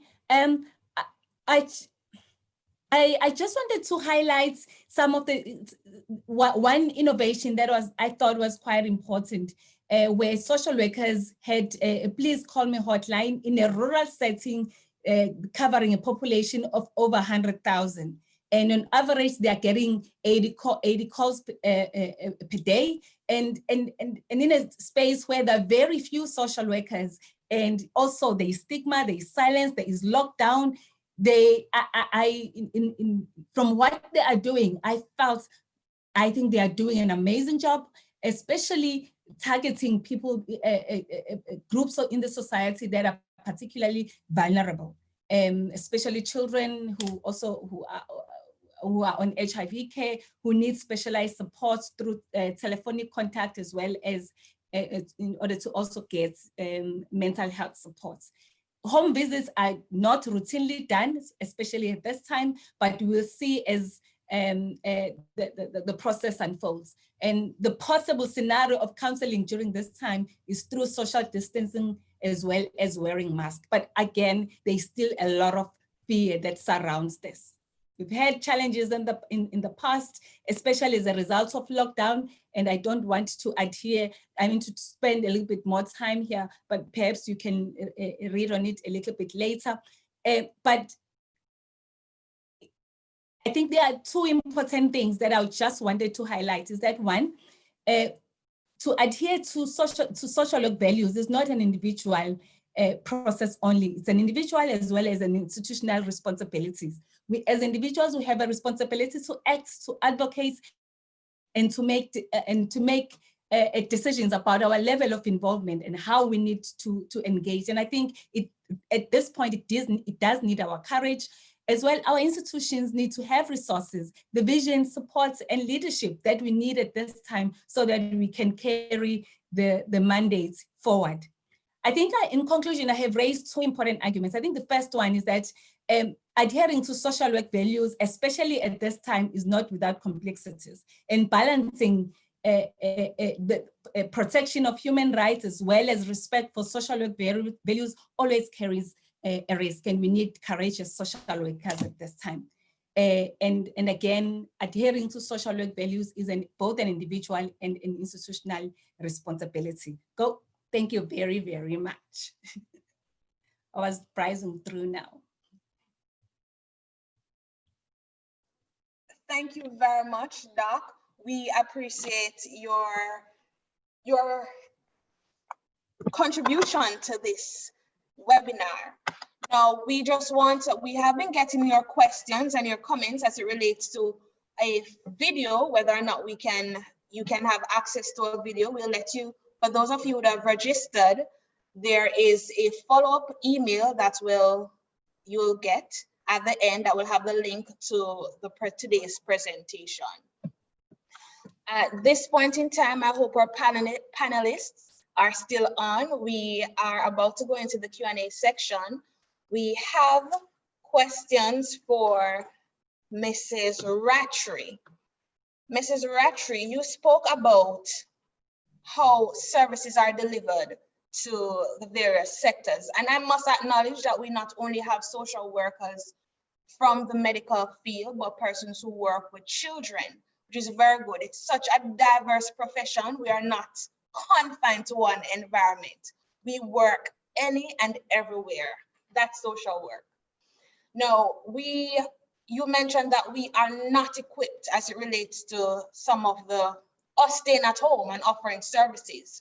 What can be done, though, as it relates to how counseling can be done using these virtual platforms? Hi, are you hearing me? Because I'm having a little feedback. We're hearing you, Mrs. Rattray. No, I want to say that throughout the entire breadth of all the presentations, one of the things that for me keeps coming up is that we are called to action. We need to, as a collective body, need to sit down and think about how is it that we can go through this period. That's for sure one of the things that I want to ensure that I say. And again, all of us have been saying that this situation is not without its complexities. Delivering counseling via the telephone is not new, but when you're talking about agencies and agencies that are now operating en masse with doing this, I think the top priority thing for me is that we need to take just a little, I don't want to say step back, because clearly that doesn't make, we really shouldn't be doing a step back. But in terms of reflection, we really need to, at this present moment, do the training, start the conversation about the effective ways and the best practices in order to do, for instance, online teleconferencing and doing counseling sessions over the phone. There are different ways in terms of doing group sessions. How do you utilize Zoom to the maximum effect? How do we put in these measures that can protect our clients? I see your face. I don't want to take up much time. Let me stop right there. So it's really just, we are here at this point in time. There are a lot of things that we can do, okay? We just need to start somewhere. Thank you. Thank you very much, Mrs. Rattray. We appreciate that. I just want to remind the panelists too, and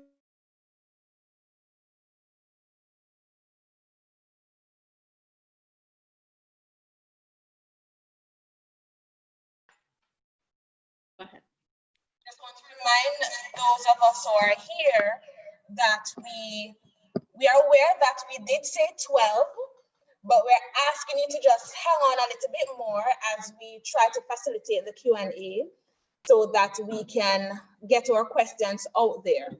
In addition to that, we'll only take one question per panelist. I know. I see the questions coming in, but understand too that we do respect your time and we want to get as many questions in as possible to the various panelists. Now we move on to Dr. Williams.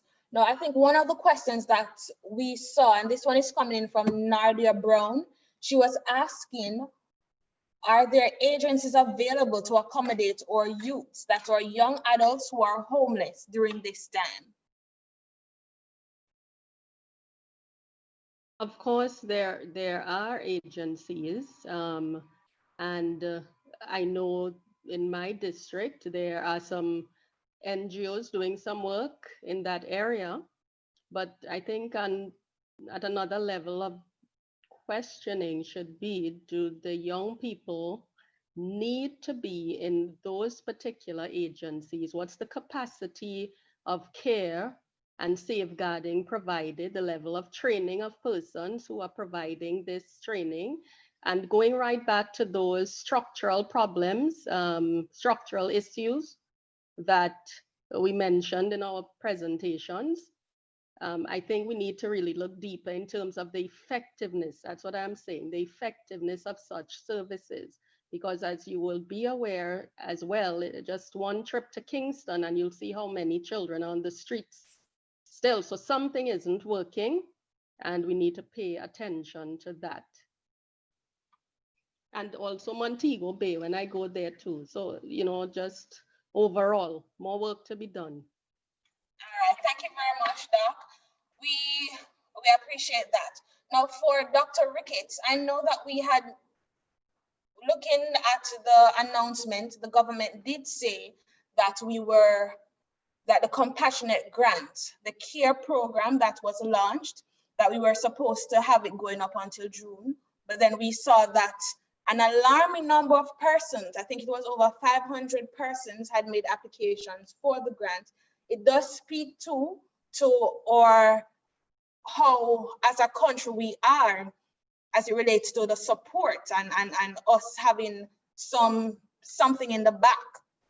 Now, how can we, is it that the government was overzealous because they did put a stop to the amount of applications or the applications being had? Do you think that the government was zealous as to how many persons they thought they could reach through this program? No, I don't think the government was overzealous, but the government does have fiscal challenges and has what are called capacity limits. The need is absolutely there. You would notice that the window for the compassionate grant was about 1 week. When it opened like on the 9th of April and by the 16th it had to close because the capacity limits had been reached. Right. You know, so it's 400, a little over 400,000 people applied for the compassionate grant. That's 30% of the Jamaican population. And $10,000 is not, and it's $10,000 a one-off payment. It's not 10,000 this month and next month and the following month. It is a one-off payment, $10,000. It's not a lot of money at all. There are other benefits there, you know, through Set Cash and Best Cash and things help for small businesses, etc. But one thing which I think was raised was the absence of the regulation. A lot of people are not part of the formal accountable system. For us to know, for any state or government to know the extent of need, it absolutely has to find a way of identifying these individuals. NIDS was very problematic and struck down as being unconstitutional because of the need for DNA and so on. But something has to come back in place that is not controversial, but will give us an idea of, through a unique identifier, of how do you know the count of individuals, where you find them, the kind of need, etc. So I would say in a nutshell that the government was not overzealous. It absolutely has to help. If you have a labor market where 40% of your, or 47% of employment is in the informal economy, 40% of your GDP comes from in the informal economy, you have a 34% of the population that's unbanked. The majority who collect their money you know, handed in, not through a bank, etc. 19% of the population in poverty. A state has to step in. They can't be overzealous, but the amount is just not sufficient to help. All right, thank you very much, Doc. We appreciate that. Now we move on. We have a question here for Dr. Matembu. Dr. Matembu. Now, Dr. Matembu, you are being asked, what are some of the other measures? How do you reach your clientele in South Africa as it relates to like working with children? What are some of the strategies that are employed?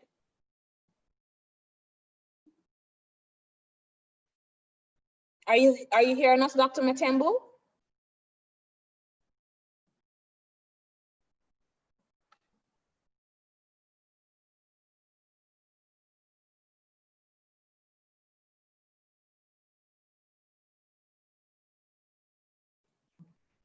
We're not hearing Dr. Matembu. We're not seeing her. She seems to be off. All right. Interestingly, though, what Dr. Ricketts had just pointed out, that reaching our clientele. I wonder too, as social workers, were we at the bargaining table, the drawing table when these policies were coined? It is one of our major roles as social worker is advocacy. And I think that we have a great role. We maybe need to, this here has proven that certainly we have much to do so that we can speak out for our clients. This is the avenue that we are at currently. Now, as it relates to or how we go about getting out the services to our clients, not many of our clients have a phone or a smartphone, because one of the ways in getting the services is that you have to get an email or a text for the care package. A question for Dr. Ricketts. Is there any other way you think that the government could go about getting other stakeholders involved as it relates to getting our clients a little bit more aware or knowledgeable of the services that are being offered? And this I'm sending out to both yourself and Dr. Williams.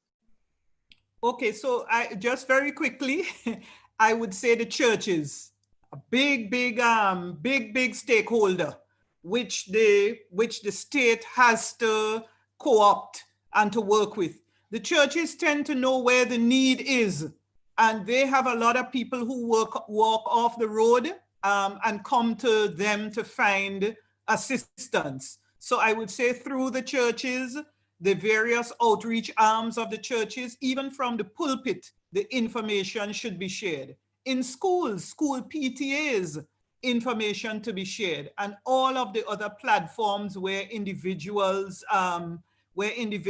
congregate, you know, Facebook, the Twitter, Instagram, everywhere we have to just use. But I would say two big players are the churches and the schools, which the governments can partner with. They have large bodies of individuals who will benefit tremendously. All right, thank you very much, Dr. Ricketts. And what I'll add to that is, Arlene, is that yes, in addition to what Dr. Ricketts said, and enforcing the role of the church, and in the Caribbean, you know, having a very strong backing where social care is, you know, the whole history of churches and religion. So very important. And I also think that in the response to and letting people know, we need to be careful too that we craft the messages in ways that our targeted audiences will understand. You know, I think that is very important for us as practitioners, understanding how to craft the message. So do not reject the church, reject the spirituality element, but as social workers, go in there and understand the dynamics. We need to now be more intimately involved in these places, as I indicated in the presentation. A more multi-sectoral, multidisciplinary approach is needed with well-crafted responses. We are talking, but I ask the question, are the people that we're targeting, are they hearing us? Are they listening? You know, so that's a whole different discussion, but there goes. Mm-hmm. Thank you very much, ladies. Thank you very, very much for being here. Thank you for those who have joined in. We'll now have our vote of thanks from Mrs. McGibbon. That is Rochelle. Are you hearing us, Rochelle? Loud and clear. Thank you so much. Thank you so much, Aline. Are you hearing me? Yes, we're hearing you. Thank you. And so, ladies and gentlemen, it is often said that all good things must come to an end. But I want to say that this conversation will never end. We're just putting a pause on it for today as time is really against us. It was Williams afterward who said that feeling gratitude and not expressing it is like wrapping a gift and basically not giving it. And so, ladies and gentlemen, this afternoon, we really, really, really want to thank those who would have caused this to be possible. And we want to start out with our hosts. And we had Ian Henry beginning, and then we had Mrs. Aline Smith Roberts, really and truly pulling us through right to the end. I really want to thank both of you for being there and for doing it so freely and eloquently. We also want to thank Ms. Latibadir, our very own, who actually graced us with the welcome. And indeed, that was really the platform very much set for us to go forward. We didn't get a chance to listen to Dr. Taylor's greetings, and I'm quite certain, ladies and gentlemen, that this would have been a powerful greetings coming from our very own again, Dr. Taylor. And even though we didn't get a chance, we still want to laud his efforts in sending us that video in his absence. And I'm quite certain if there's any space for it to be uploaded further down, then we'll really try to do that so that you get a chance to listen in. Holistically, ladies and gentlemen, I just want to thank all the presenters, all our presenters today who really took the time. Well, ladies and gentlemen, we're talking about, I would call them high-end persons who really and truly are influential in the Jamaica society or Caribbean and at large internationally. And we're very happy to have all panelists present and presenting on various areas. It really just saw it was like baking a cake, and collectively, ladies and gentlemen, you actually pulled it off together and did it for us, and we're very thankful for you. To our very own lecturer, Dr. Tracy Rogers, this is like an OMG moment for us as social work students, wherein she assisted us from day one right through, and we're very happy to have her as our lecturer, guiding us through this process, and indeed we can say that it was a very good event. Our participants, we could never have done it without you. I'm quite certain that you got these text messages minutely and daily to be a part of our event. And indeed, with over 100 persons zooming in, and I'm quite certain quite a number of persons who are listening in live through Facebook and YouTube streaming, we're very happy to have you with us. And so my very fellow classmates, I want to thank you all, to include myself. We did it, we pulled it off. And as I said, these conversations will not end here, ladies and gentlemen, but we want to continue. Let them know, let them realize, let us all be cognizant of the fact that social workers do play a role and a part in what is happening in our country, globally, and even within the context of this crisis. Ladies and gentlemen, thank you so much. And I'll hand over back to whether it is Mrs. Smith-Roberts or our very lecturer, Dr. Rogers, who will give us the final icing on the cake. Thank you. Okay, so good afternoon, everybody. I want to really just take the opportunity to find good lighting so that I don't look like a shadow. There we go.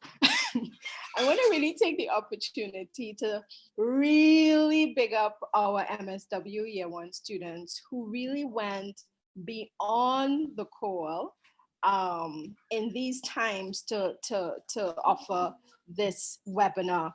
As Mrs. Lati said at the start of our webinar, this forum, the idea of creating a theory forum, is attached to a course that Year 1 students do. And so this year, when COVID happened, we had to find a way to continue our learning in this environment. And so I must say, they have really outshone themselves, and they're really, I think, setting the path and letting us know how we as social academics and social work professionals need to engage in discussion during this time. I want to just note that we had 275 participants register for this webinar.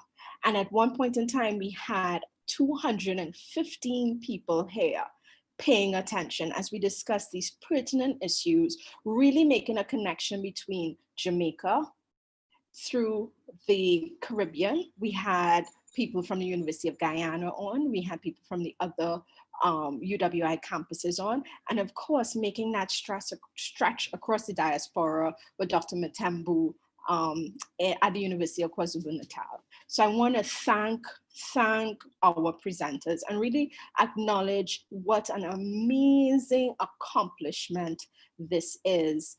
I know there were a number of participants coming in from South Africa as well, listening to this forum as we talk about the implications for COVID and the social work practice. So there are more questions than there are answers. There are great challenges and a great, amazing opportunities now for us to innovate. I need to let you know, we at the social work unit have already started talking about how we can really continue this discussion, as there's so much to learn. So look out, and hopefully we'll see more of this coming our way. So again, I want to thank you so much for being with us. We're 22 minutes over and most of you are still here. So thank you. As you were told before, we are going to make this discussion available for people who will not be able to really pay attention because they're working or they're multitasking, so that we can again start the discussion going. Congratulations to our MSW Year 1 students, and thank you so much for joining us. Good day.